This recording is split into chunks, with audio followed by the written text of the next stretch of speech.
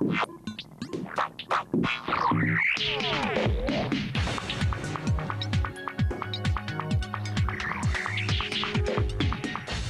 is Newsround. Welcome to the programme. Our top stories this afternoon. The latest mobile craze. Have you been blue-jacked? And Justin Timberlake surprises kids in a London hospital.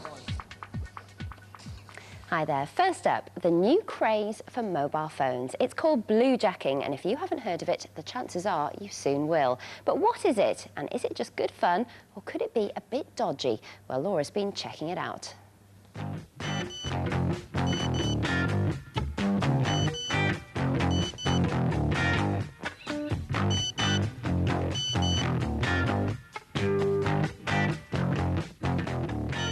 I've just got a text message. I don't know who it's from or what their number is, but all I know is that it's from someone somewhere around here. I've just been blue-jacked. We've had texting and we've had picture messaging, but now there's a brand new mobile phone craze hitting the streets. It's called blue-jacking. If your phone has something called Bluetooth on it, then the idea is that anyone can send a message to your phone without knowing your number and without revealing theirs.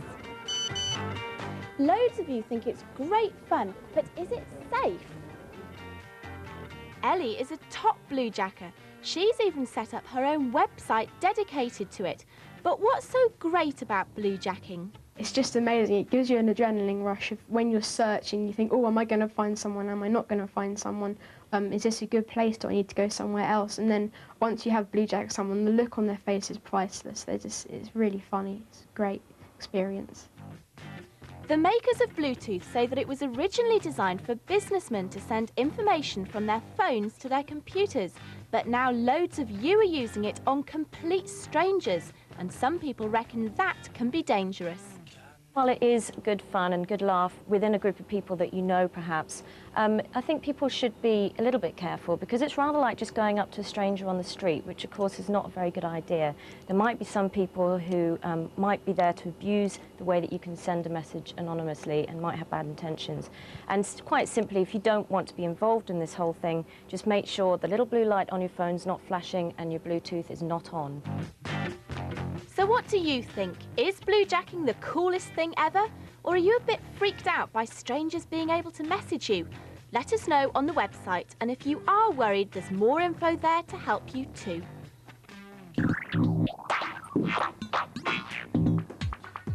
Other stories now, and the draw for the 2006 Football World Cup is taking place right now in Germany. To find out who England, Scotland, Wales and Northern Ireland will be playing, check out the website in the next hour or catch our Newsround update on CBBC at 6:25. There's been a huge explosion on a train in Russia. At least 36 people were killed and more than 100 injured. Russian officials think the attack, which derailed the train, was carried out by a female suicide bomber.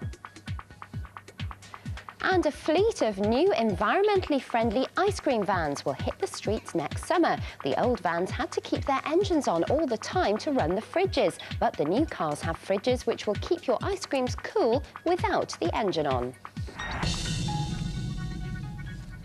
It's 5:30 now. Yesterday, we told you about a study that claimed the average child has £3,000 worth of electronic gadgets in their bedroom. Sound right to you? Well, Laura's got your emails, Laura. Thanks very much, Ellie. Well, you may not all have £3,000 worth of stuff, but some of you certainly seem to have a lot. Alice wrote, I have a TV video combo, a GameCube and a CD player in my room, and I don't feel spoilt because in the future this will all be part of your daily life, so you'd better get used to it. Matt agrees. It's normal to have things like a computer, a radio, a TV and video in your room, he says, and maybe a PlayStation 2. It's just what kids have. Nick reckons he's got about £5,000 worth of stuff in his room, and Danielle says whoever hasn't got a mini fridge in their room needs to get one because they rock. But not everyone wants gadgets. Izzy's only got one electric thing in her room, and that's her lamp. Claire reckons if she had a TV in her room, she'd fall way behind with her schoolwork. And Emma says her friends have everything in their rooms and their parents never get to see them. gadgets are ruining family life. And Miff says, I don't want to tell you my room because I'd never use it. I've got a hamster though, does that count? Well, I'm not sure about that, Miff, but thank you very much for all of your emails. We love hearing from you. For now, back to Ellie, who's got more headlines. Do you think there should be a total ban on smoking? Well, a leading medical magazine does and says making tobacco illegal would help people give up.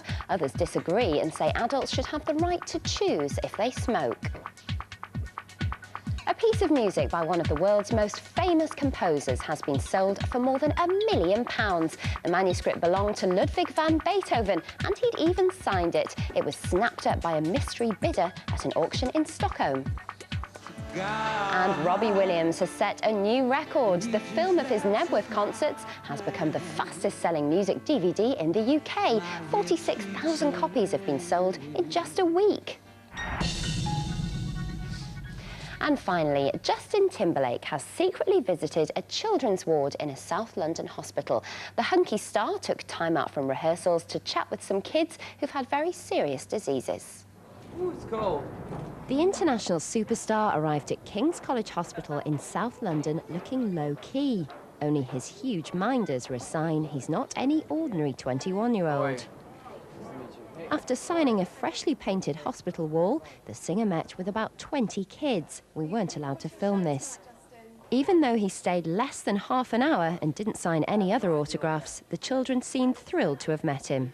I couldn't concentrate at school, really, because I was thinking, oh, who am I going to meet, who am I going to meet? Maybe it's Justin Timberlake. Oh, I'm going to scream if I see him. I'm going to faint. I didn't know what I was going to do. It was just so amazing, and he was just so friendly and outgoing, and he got all of us a present for Christmas. It was one of the best days of my life. Take care. Justin then left with his entourage. Next stop, Earl's Court in London, where he's starting his latest UK tour tonight. And that's it, but don't forget Newsround is on all through the weekend with Thalia on the CBBC channel. Have a great weekend. I'll see you Monday. Bye-bye.